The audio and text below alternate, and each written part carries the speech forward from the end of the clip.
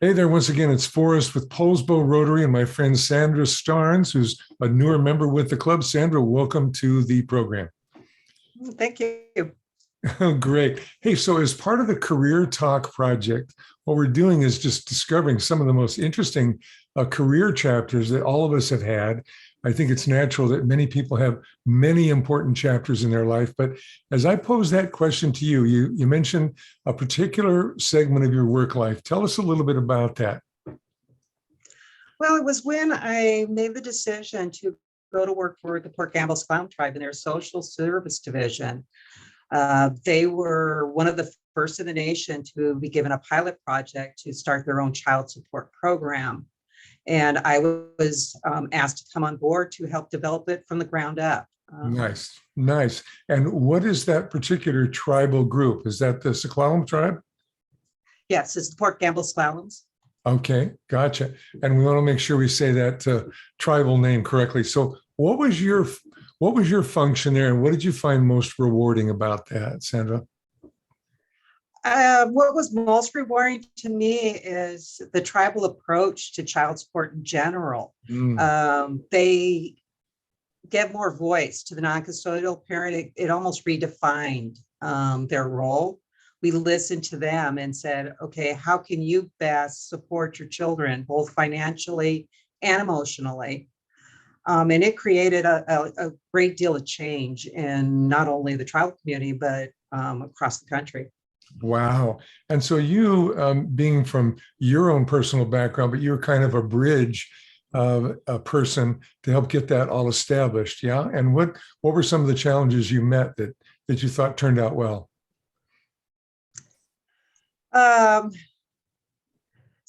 some of the challenges were the tribal community. They felt that money's not everything, Mm, which I really appreciated, but they wanted a child support award of a father taking his son hunting.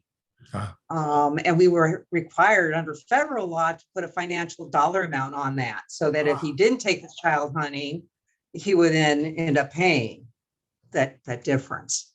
isn't Uh, that interesting? You know, I spent 30 years in Hawaii, and some of the local customs of just how family over there called ohana, it was very common that people would take in children that were not their blood children, and they would be called hanai children. And they had a whole category. It's very common in the custom. But what you just described is absolutely fascinating. That would call on a father to take his son hunting. How interesting! And what did that turn out to be? A common request? Actually, we had quite a few. All too often, since we developed our own system for awarding child support, which required the parents to actually get together and learn to communicate each other and come up with their own plan.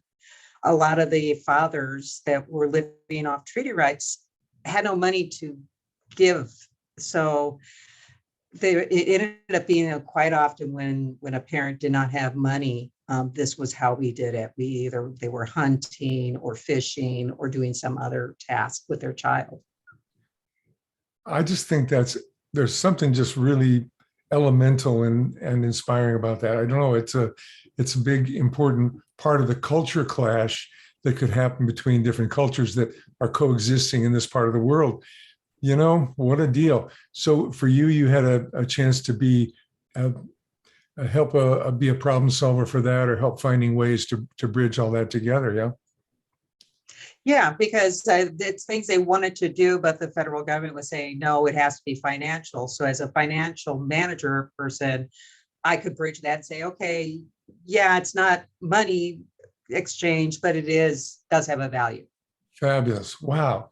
Well, hey, well, tell us if you would, if you were to give advice to someone, maybe you even considered a person of any age, but doing career change, or a young person, what sort of advice might you give about civil service of that type? And your own experience that you found it rewarding. What advice would you give?